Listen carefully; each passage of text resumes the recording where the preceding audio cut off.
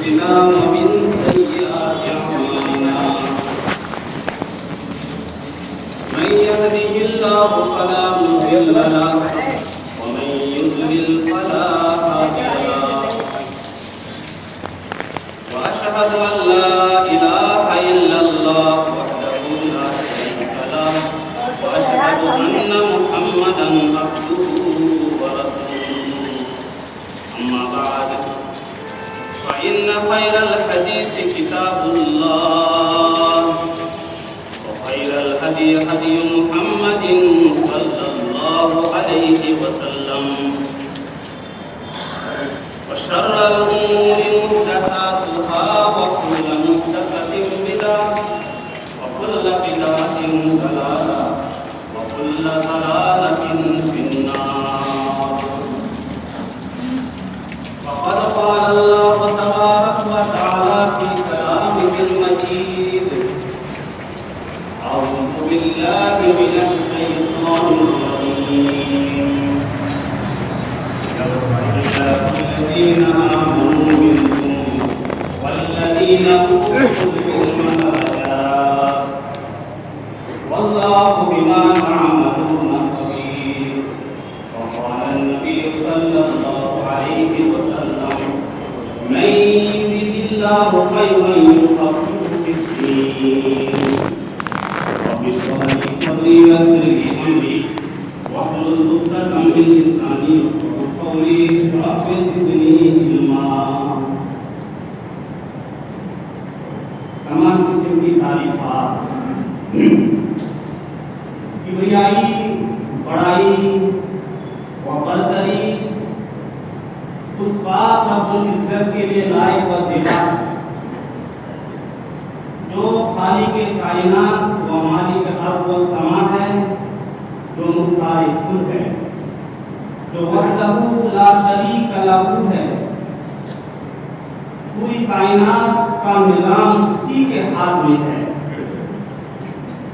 وہ فعال لما یرید ہے، علیم بذات الصدور بھی ہے، علی کل شیء قدیر بھی ہے. اس پاک رب العزت کی جتنی ہی تعریفیں کی جائے کم ہے کہ اس نے ہمیں اشرف المخلوقات بنا کر کے پیدا فرمایا. اس نے ہمیں ایمان کی دولت سے نوازا. اللہ تبارک و تعالیٰ کا مزید احسان و کرم یہ ہوا ہم لوگوں پر کہ ہر زمانے میں، ہر دور میں رفتہ رفتہ ہماری رہنمائی کے لیے، سیدھا راستہ دکھانے کے لیے، ضلالت و گمراہی سے بچانے کے لیے، انسان کی ترقی و فلاح و بہبودی کے لیے بے شمار نبیوں کو، پیغمبروں کو، رسولوں کو اس دنیا کے اندر مبعوث فرمایا. ہزار درود و سلام نازل ہو اس حسن اقدس مقدسہ مطہرہ مبارکہ پر جن کا نام نام گرامی احمد مصطفیٰ محمد رسول اللہ صلی اللہ علیہ وسلم. اللہم صلی علیہ، اللہم بارک علیہ. میرے محترم بزرگوں، دوستوں، عزیز ساتھیوں، آپ کو معلوم ہے کہ علم کے تعلق سے موضوع چل رہا ہے.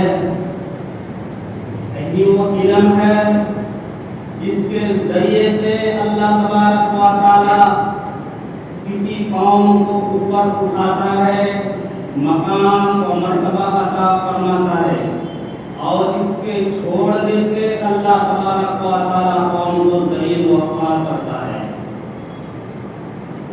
علم ایک روشنی ہے، ایک نور ہے جو آگے آگے چلتا ہے، انسان اس کے پیچھے پیچھے چلتا ہے.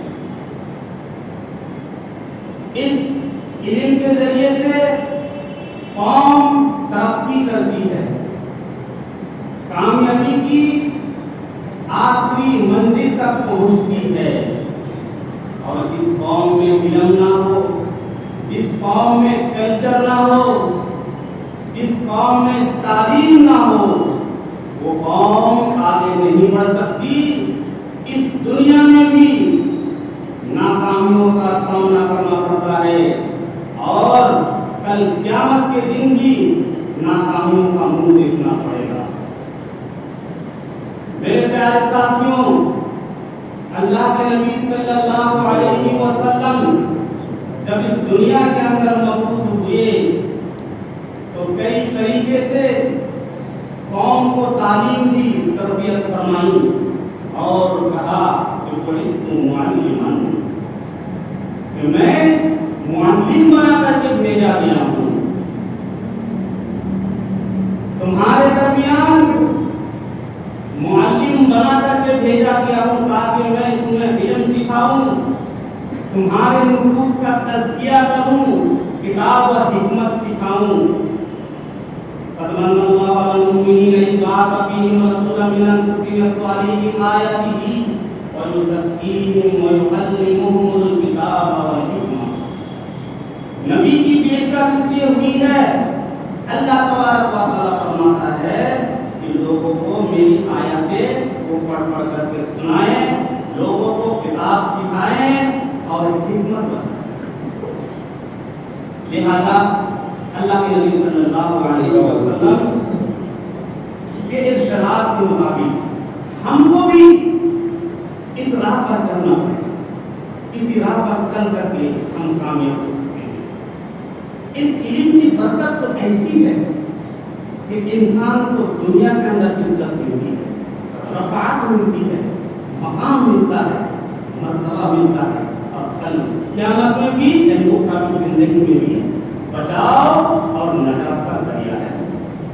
ایک حدیث اللہ کے نبی صلی اللہ علیہ وسلم کی، اس میں کیا ہے کہ خرج رسول اللہ صلی اللہ علیہ وسلم ذات یوم بعد ظہرہ، جناب محمد رسول اللہ صلی اللہ علیہ وسلم ایک دن اپنے بعد حضوروں سے، یعنی کسی نبی کریم صلی اللہ علیہ وسلم جو مختلف حجرے تھے جن کے اندر باریاں لگی ہوئی تھی، ایک حجرے سے باہر نکلے اور براہ راست مسجد میں تشریف لے گئے۔ فَإِذَا هُوَ حَلْقَتَيْنِ، مسجد نبوی کے اندر دو حلقے لگے ہوئے ہیں، ایک حلقہ ایک طرف ہے، دوسرا حلقہ دوسری طرف۔ ایک حلقہ میں لوگ ہیں جو قرآن پڑھ رہے ہیں اور تلاوت کر رہے ہیں قرآن کی، اور دعائیں کر رہے ہیں، کثرت کے ساتھ لوگوں پہ دعائیں کر رہے ہیں۔ ایک دوسرا حلقہ بھی ہے جس کے اندر لوگ قرآن سکھا رہے ہیں اور سیکھ بھی رہے ہیں، تعلیم دے بھی رہے ہیں اور تعلیم دے بھی رہے ہیں، استاد لگے ہوئے ہیں، دو حلقے بنے ہوئے ہیں۔ اللہ کے نبی صلی اللہ علیہ وسلم نے فرمایا یہ حلقہ جو دعا کر رہا ہے، قرآن کریم کی تلاوت کر رہا ہے، اللہ سے مانگ رہا ہے، اللہ تبارک و تعالیٰ کی مرضی ہے اس کو دے یا نہ دے، ان کی دعا قبول کرے یا نہ کرے۔ پھر اس حلقے میں گئے جہاں پر قرآن کریم کا درس ہو رہا تھا، قرآن سکھایا جا رہا تھا، قرآن کا علم حاصل کیا جا رہا تھا۔ فرمایا یہی وہ حلقہ ہے جو اللہ تبارک و تعالیٰ کو مقصد ہے اور اسی لیے میں بھیجا گیا ہوں، بعثت معلما، معلم بنا کر کے میں بھیجا گیا ہوں۔ یہاں پر جو استاد پڑھا رہے ہیں، لوگ سیکھ رہے ہیں، اسی کام کے لیے میں بھیجا گیا ہوں۔ جناب محمد رسول اللہ صلی اللہ علیہ وسلم اسی حلقے میں بیٹھ جاتے ہیں اور انہوں نے اللہ کے نبی نے کہا کہ اسی حلقے کو میں اختیار کرتا ہوں۔ اس سے فضیلت ظاہر ہوتی ہے، ایک طرف دعا مانگی جا رہی ہے، قرآن کی تلاوت، اور دوسری طرف علم سکھا جا رہا ہے، علم سکھایا جا رہا ہے۔ میرے پیارے ساتھیوں، حضرت اسامہ بن زید رضی اللہ تعالیٰ عنہ کو کون نہیں جانتا؟ حضرت زید بن حارثہ رضی اللہ تعالیٰ عنہ جناب محمد رسول اللہ صلی اللہ علیہ وسلم کے غلام تھے، ان کا بیٹا اسامہ ہے۔ اللہ کے نبی صلی اللہ علیہ وسلم کی وفات کا وقت آیا، اس سے پہلے جناب محمد رسول اللہ صلی اللہ علیہ وسلم نے اسامہ بن زید کو امیر المومنین بنایا، جنگ کا امیر بنایا، جنگ کا سپہ سالار بنایا۔ کیوں؟ بڑے بڑے لوگ موجود تھے، حضرت عمر رضی اللہ تعالیٰ عنہ بھی تھے، عمر فاروق بھی تھے، ابوبکر صدیق بھی تھے، بہت سارے کبار صحابہ موجود تھے، ان کو نہیں بنایا۔ اس لیے اسامہ بن زید کو علم تھا، جنگی علم بھی تھا، دنیاوی علم بھی تھا، وہ سارے فارمولے جانتے تھے، جس کی بنیاد پر اسامہ کو اللہ کے نبی صلی اللہ علیہ وسلم نے امیر بنا دیا، جنگ کا امیر، فوج کا امیر۔ لیکن اللہ کے نبی کی وفات ہو گئی، اللہ کے نبی کا انتقال ہوا، وہ لشکر جا نہیں سکا، وہی پر رکا رہا۔ پھر حضرت ابوبکر صدیق رضی اللہ تعالیٰ عنہ اس کو روانہ کیا۔ حضرت عمر فاروق رضی اللہ تعالیٰ عنہ کا دور آیا، ان کی حکومت میں جب بھی اسامہ بن زید حضرت عمر فاروق رضی اللہ تعالیٰ عنہ سے ملتے تھے، حضرت عمر فاروق رضی اللہ تعالیٰ عنہ امیر کہہ کر کے ان کو پکارتے تھے، کیا کہتے تھے؟ یہ ہمارے امیر صاحب۔ اسامہ نے کہا کہ امیر المومنین، ہم سے بڑے بڑے تو بہت سارے لوگ ہیں، آپ امیر کہہ کر کے مجھے کیوں پکار رہے ہیں؟ حضرت عمر فاروق رضی اللہ تعالیٰ عنہ کہتے ہیں جس کو جناب محمد رسول اللہ صلی اللہ علیہ وسلم نے اپنی زندگی میں امیر بنایا، کمانڈر بنایا، سپہ سالار بنایا، اس کو میں امیر کیوں نہ کہوں؟ حضرت عمر فاروق رضی اللہ تعالیٰ عنہ نے اس اسامہ کے لیے تنخواہ مقرر کی 3,500 درہم، اور اپنے لڑکے ابن عمر کے لیے تنخواہ مقرر کی 3,000۔ حضرت ابن عمر کہتے ہیں یا ابو جان، میں تو صلاحیت میں اور میری بہت ساری ذمہ داریاں ہیں، لیکن اسامہ کی تنخواہ زیادہ کیوں مقرر کر رہے ہیں مجھ سے زیادہ؟ حضرت عمر فاروق رضی اللہ تعالیٰ عنہ کہتے ہیں کہ اللہ کے نبی صلی اللہ علیہ وسلم کے نزدیک تم سے زیادہ ان کا مقام و مرتبہ زیادہ ہے۔ اللہ کے نبی نے ان کو پسند فرمایا تھا، اللہ کے نبی کے نزدیک یہ محبوب تھے، اور ان کے جو باپ تھے زید بن حارثہ، یہ تیرے باپ سے زیادہ محبوب تھے جناب محمد رسول اللہ صلی اللہ علیہ وسلم کے نزدیک، اس لیے میں نے زیادہ علم کی بنیاد پر کسی دنیا کے اندر فضیلت ملتی ہے، مقام ملتا ہے۔ حضرت عمر بن سلمہ رضی اللہ تعالیٰ عنہ جناب محمد رسول اللہ صلی اللہ علیہ وسلم نے قوم کے درمیان خطاب کرتے ہوئے فرمایا، اے لوگوں، قوم کا امام تو وہی بنے گا جو صحیح طریقے سے قرآن پڑھے، جو سب سے زیادہ قرآن پڑھنے والا ہے، قرآن کا علم رکھنے والا ہے، قرآن اچھے طریقے سے پڑھنے والا ہے، امام تو وہی بنے گا۔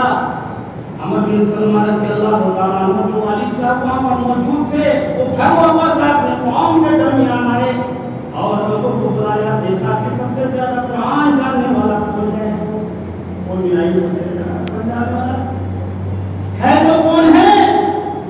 ان کے گھر کے عمر بن سلمہ رضی اللہ تعالیٰ عنہ، اب وہ کوئی بڑا نہیں تھا، جوان نہیں تھا، بوڑھا نہیں تھا، یہ 8 سال کا چھوٹا بچہ تھا۔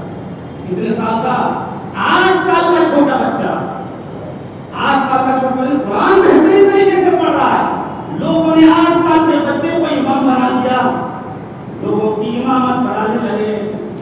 جب نماز پڑھی جاتی تھی، لوگ نماز پڑھتے تھے پیچھے مقتدی بن کر کے، اور وہاں پر تو عورتیں بھی آیا کرتی تھی۔ عمر بن سلمہ کی غربت اس قدر تھی، وہ غریب تھے، فقیر تھے، گھر میں کچھ نہیں تھا، پھٹا پرانا کپڑا پہنے ہوئے رہتے تھے۔ جب وہ سجدے میں جاتے تھے تو ان کا پچھلا حصہ کھل جاتا تھا، کپڑا پھٹا ہوا تھا اور صدر عورت کھل جاتا تھا۔ عورتوں نے دیکھا، عورتیں آگے آئیں اور لوگوں سے کہا کہ یہ لوگوں تمہیں کو شرم آنی چاہیے، تمہارے امام صاحب سجدے میں جا رہے ہیں، پچھلا حصہ کھل رہا ہے، ان کے لیے تو کپڑے کا انتظام کرو۔ لوگوں نے چندہ دیا اور چندہ کر کے ان کا کپڑوں کا انتظام کیا۔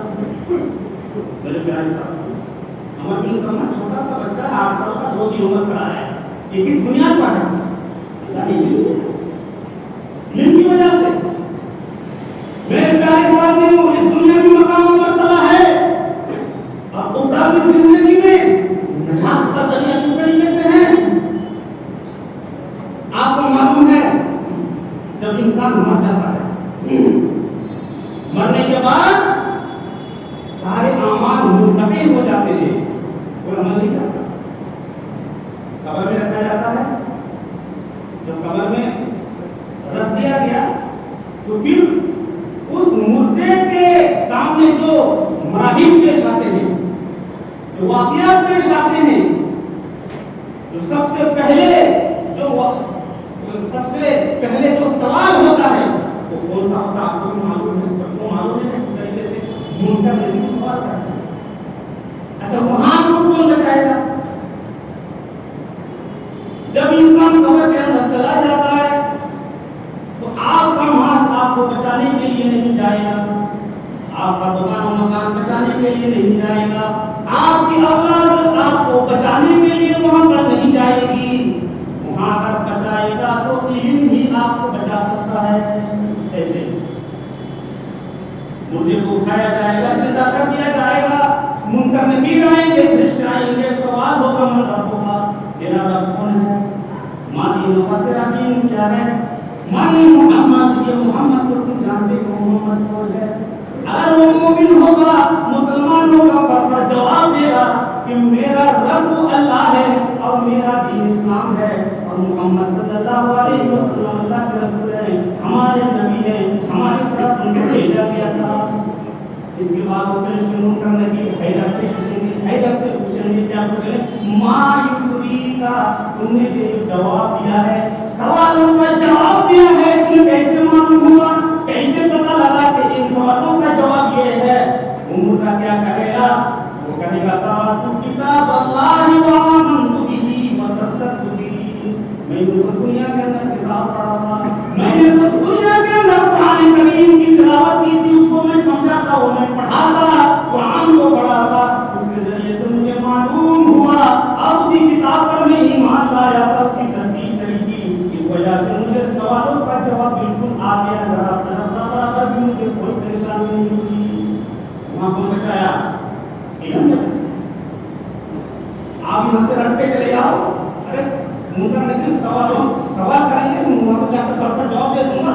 بہت سارے لوگ ہیں جو جن کے پاس علم نہیں ہے وہ رکھتے ہیں، من رب کا منصب کا وہ سوال کا جواب بتا دو، وہ رکھ کے جاتا ہے یہاں سے دنیا سے. تو مجھے یاد ہے، بتا دوں گا، میں پاس ہو جاؤں گا، وہاں ساری کے ساری چیزیں تم بھول جاؤ، وہاں کوئی چیز یاد نہیں آئے گی. اگر تم نے پڑھا ہے، تم نے نیک عمل کیا ہے، تم نے اللہ کی بندگی عبادت کی ہے، تو یاد آئے گا، ورنہ ساری چیزوں کو بھلا دیا جائے گا. بڑے بڑے کافر، بڑے بڑے مشرک، بڑے بڑے نافرمان، ان کو بھی یاد ہے کہ قبر میں سوال ہوگا، تو وہ بھی یاد کر کے چلا جائے گا. کیا وہ بھول جائے گا؟ کیا ان کو نجات مل جائے گی؟ نہیں. جو مومن ہوگا وہ سوال کرے گا. پھر اللہ تبارک و تعالی کل قیامت کے دن سارے لوگوں کو جمع کرے گا، مرنے کے بعد دوبارہ اٹھائے گا، قیامت قائم ہوگی، ساری مخلوقات ایک طرف کھڑی رہے گی. اللہ تبارک و تعالی حکم دے گا ثم یمیز العلماء. یہ لوگوں دنیا کے اندر جو پڑھے لکھے تھے، علماء تھے، قرآن جانتے تھے، علم جن کو حاصل تھا، اے لوگوں ان لوگوں کو الگ کر دو، تمام مخلوقات سے ان کو کاٹ دو. ان کو کاٹ دیا جائے گا، ان کی جماعت الگ بنے گی. اللہ تبارک و تعالی مخاطب ہو کر کے فرمایا کہ یہ لوگوں، یہ علماء، میں نے تم کو دنیا کے اندر اس لیے علم نہیں دیا تھا کہ میں آج تم کو سزا دوں، جہنم میں ڈالوں. اے لوگوں تم تو میری مغفرت کے مستحق ہو، میری رحمت کے مستحق ہو، میرے خاص فضل و کرم سے جاؤ، آج تم پر کوئی ملامت نہیں ہے، کوئی عذاب نہیں ہے، کوئی سزا نہیں، جنت کے اندر چلے جاؤ. اللہ تبارک و تعالی کیا مطلب؟ تو دنیا کے اعتبار سے اخروی بھی اعتبار سے فضائل. میرے پیارے ساتھیوں، علم کے لیے آپ کو محنت بھی کرنی پڑے گی، علم کے لیے توجہ بھی دینی پڑے گی، جان مال قربان بھی کرنا پڑے گا. ایسے علم حاصل نہیں ہوتا. آپ تاریخ اٹھا کر کے دیکھو، آپ سیرت صحابہ دیکھو، اسلاف میں منہج پر نظر دوڑاؤ کہ کیسی کیسی محنتیں کری، سفر کیا، اپنے نفس کو کھپایا، جان و مال کو قربان کیا. میرے پیارے ساتھ ایسے علم حاصل نہیں ہوتا. گھر کے اندر ماحول بناؤ پڑھائی کا.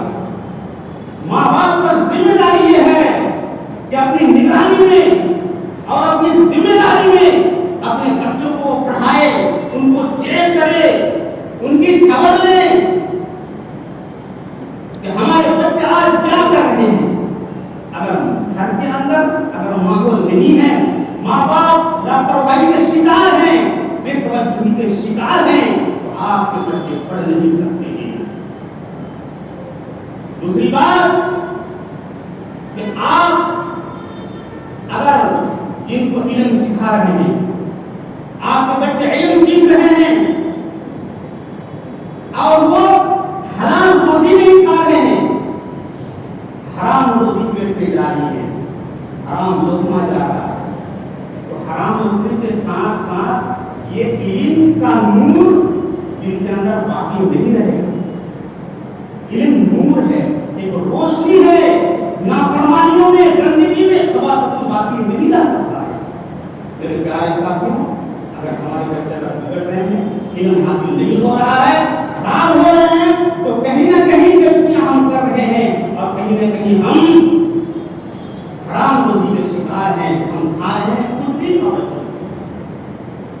میرے پیارے ساتھیوں، دوسری بات اپنے اوقات کو قربان کرنا پڑے گا، وقت دینا پڑے گا، محنتیں کرنی پڑے گی. ہم جب پڑھنے کے لیے آتے تھے، جیسے لکھنؤ میں آتے تھے، 24 گھنٹہ کا راستہ، غربت کا عالم تھا، جنرل ڈبے میں ہم سفر کیا کرتے تھے 24 گھنٹے. کبھی کبھی ایسا ہوتا تھا سیٹ نہیں ملتی تھی، کھڑے کھڑے آتے تھے وہاں سے 24 گھنٹہ کا سفر کھڑے کھڑے. جب یہاں اترتے تھے تو پیر پورا پھول جاتا تھا، سوجن آ جاتی تھی پیر کے اندر. کئی کئی دن بھوکے پیاسے گلاس میں لپیٹ کرتے تھے. مدرسے میں جو کھانا ملتا تھا اس لائق تھا ہی نہیں کھایا جاتا.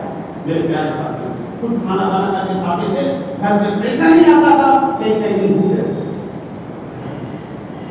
علم کی قربانی مانگتا ہے میرے پیارے ساتھیوں، بغیر قربانی علم حاصل نہیں ہو سکتا.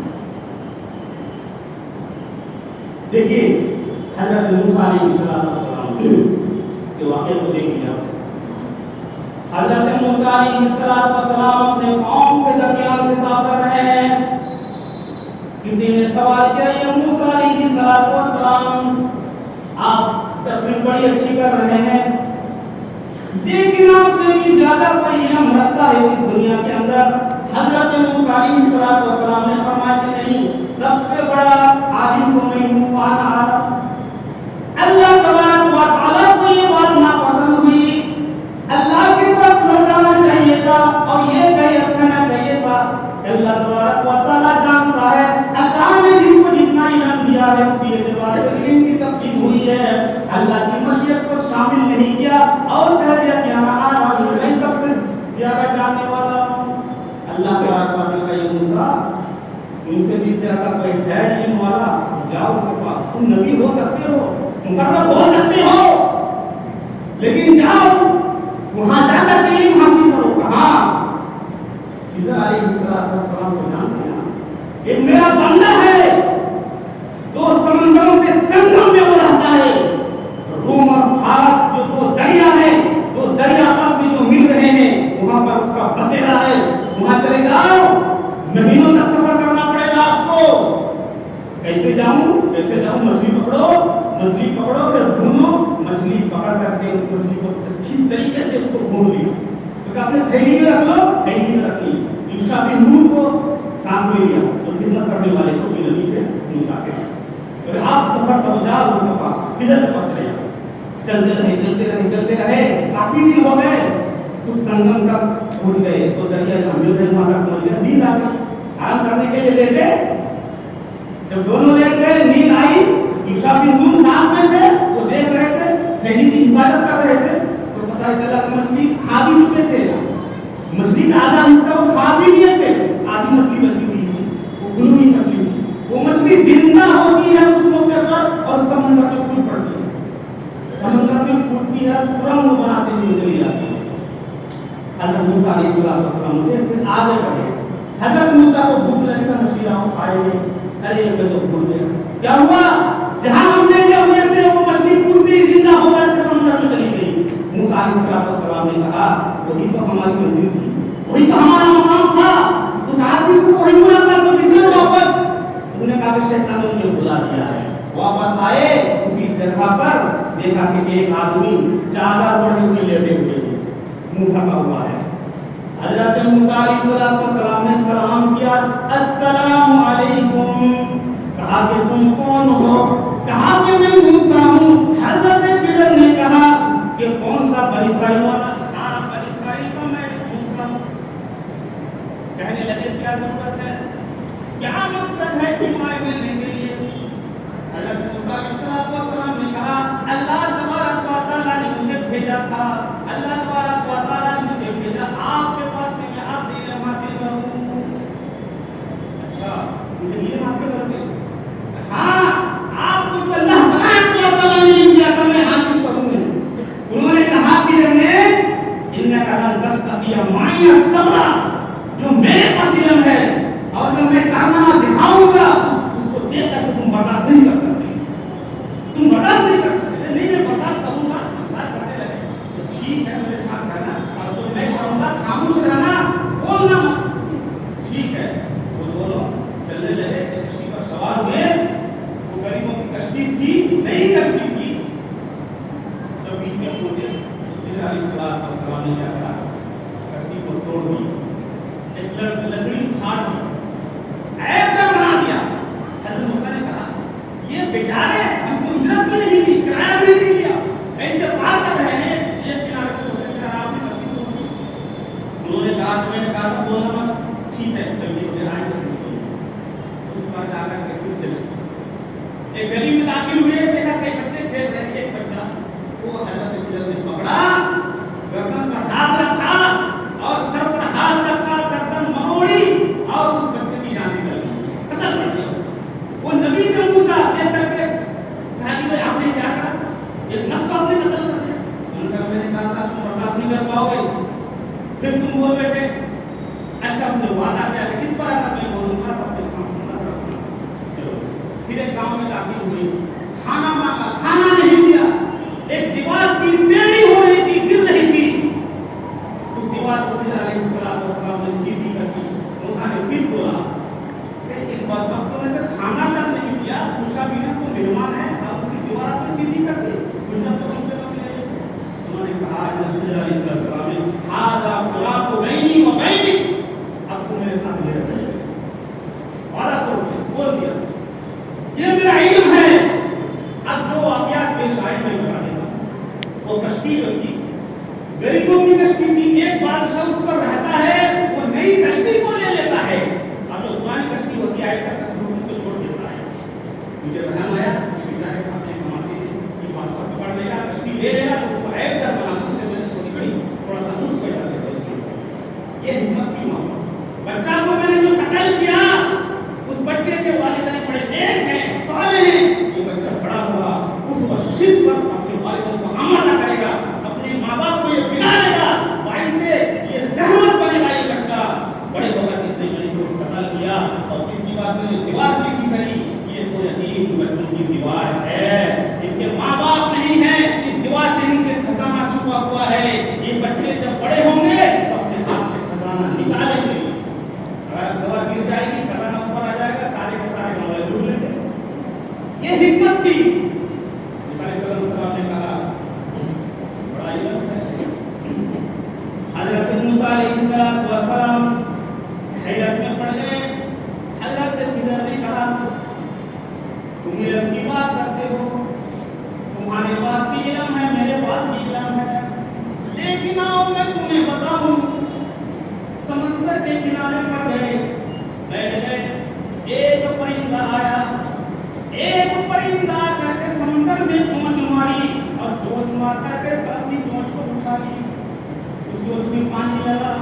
حضرت خضر کہنے لگے اللہ تبارک و تعالیٰ نے جو علم تم کو دیا ہے اور مجھے دیا ہے، تمہیں مخلوقات کو جو اللہ تبارک و تعالیٰ نے علم دیا ہے، اور کل قیامت کی صبح تک جتنے لوگوں کو علم دیا جائے گا وہ سارا کا سارا علم اتنا ہی ہے جتنا پرندے کی چونچ میں پانی لگا ہوا ہے۔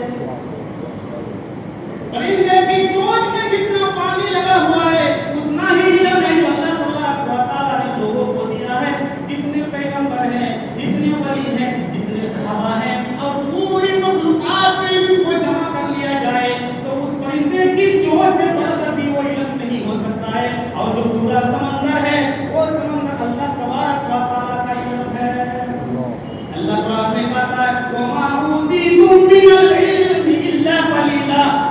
تم کو تو بہت ہی تھوڑا علم دیا گیا ہے.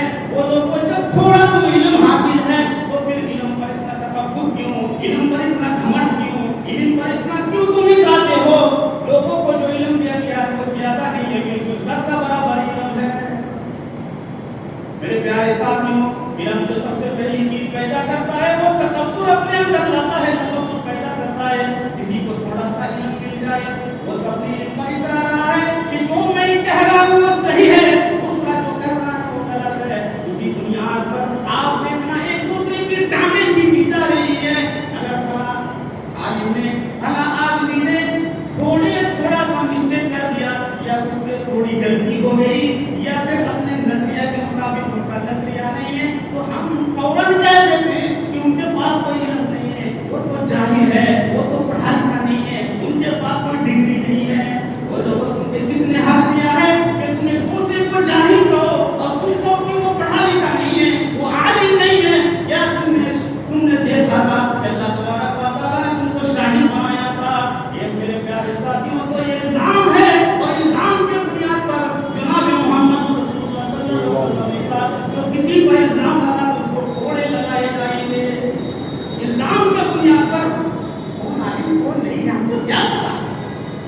اپنے علم پر بحث کرو, اپنا نظریہ بتاؤ.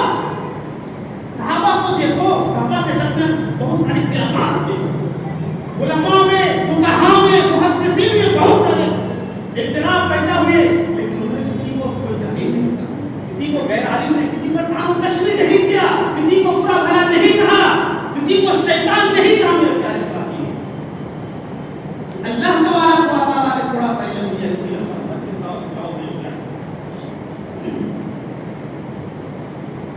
علم کی خوشبو ہے کہ استاد کبھی کبھی اپنے شاگردوں سے بھی پوچھتا ہے, کوئی بات معلوم نہیں رہتی ہے, شاگرد کو معلوم رہتی ہے, پوچھتا ہے, دریافت ہوتا ہے. ایک عام انسان ہوتا ہے, کبھی کبھی اس کے ذہن میں وہ چیز مستحضر ہوتی ہے, وہ چیز یاد رہتی ہے, اس سے بھی لینا پڑتا ہے.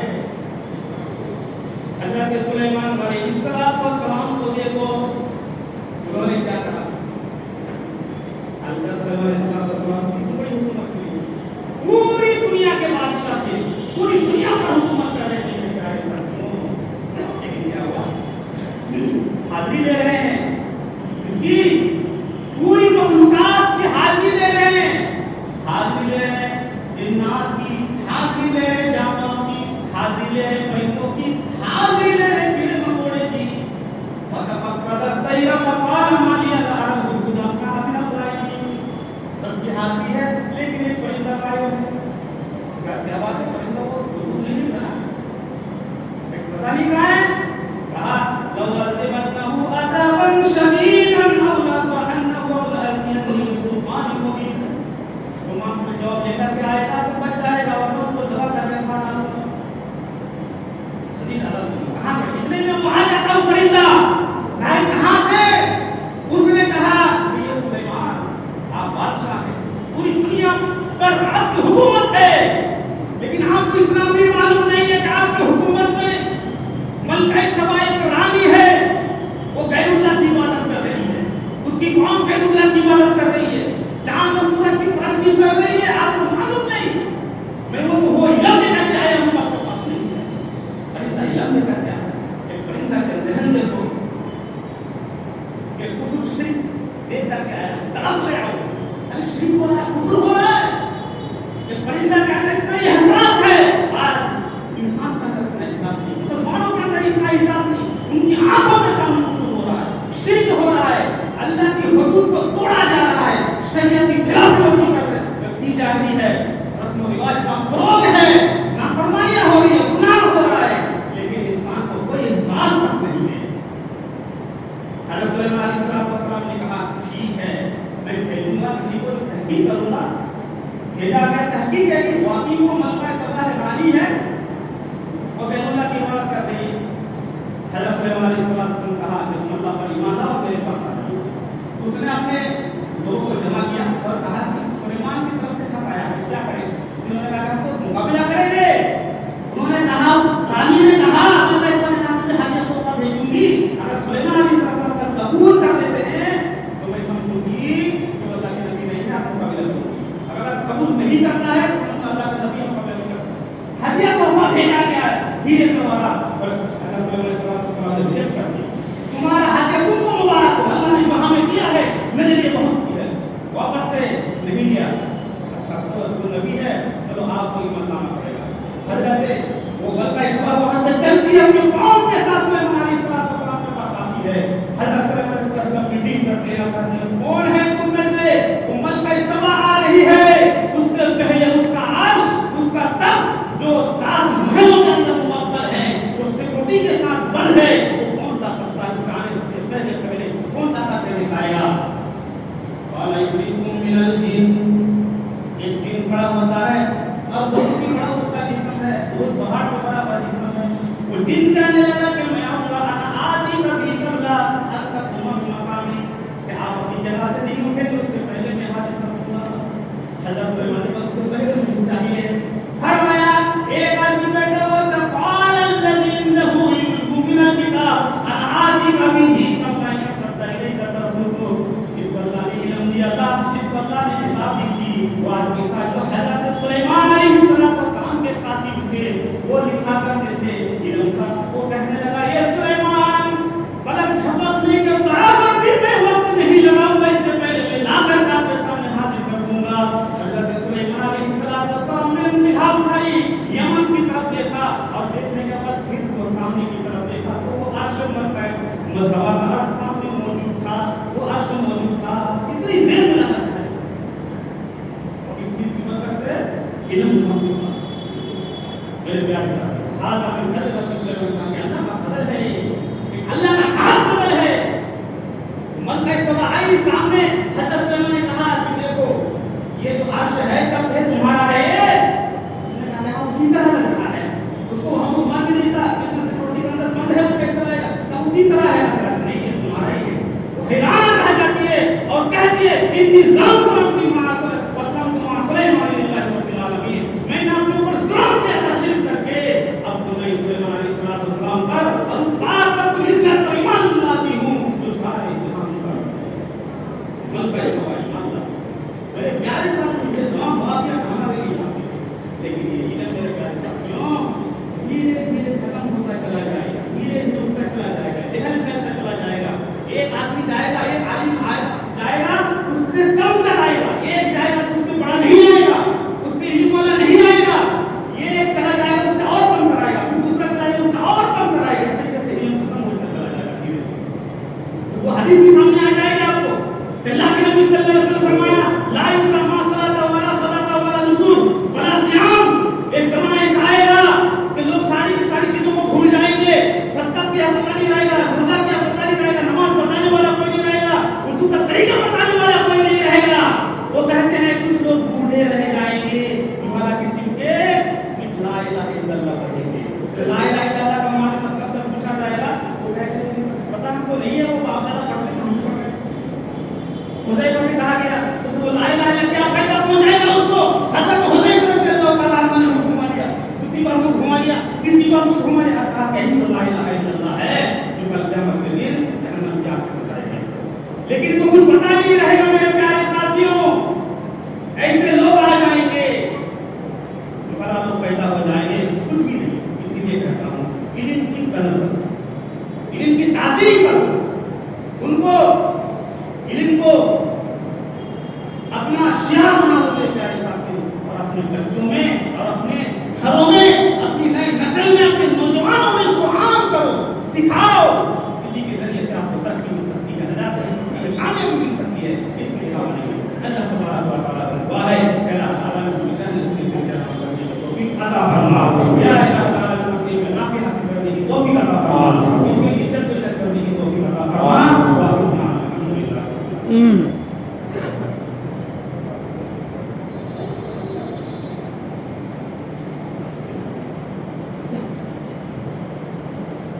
الحمد لله نحمده ونستعينه ونستغفره ونعوذ بالله من شرور انفسنا ومن سيئات اعمالنا, من يهده الله فلا مضل له ومن يضلل فلا هادي له, واشهد ان لا اله الا الله وحده لا شريك له, واشهد ان محمدا عبده ورسوله. اما بعد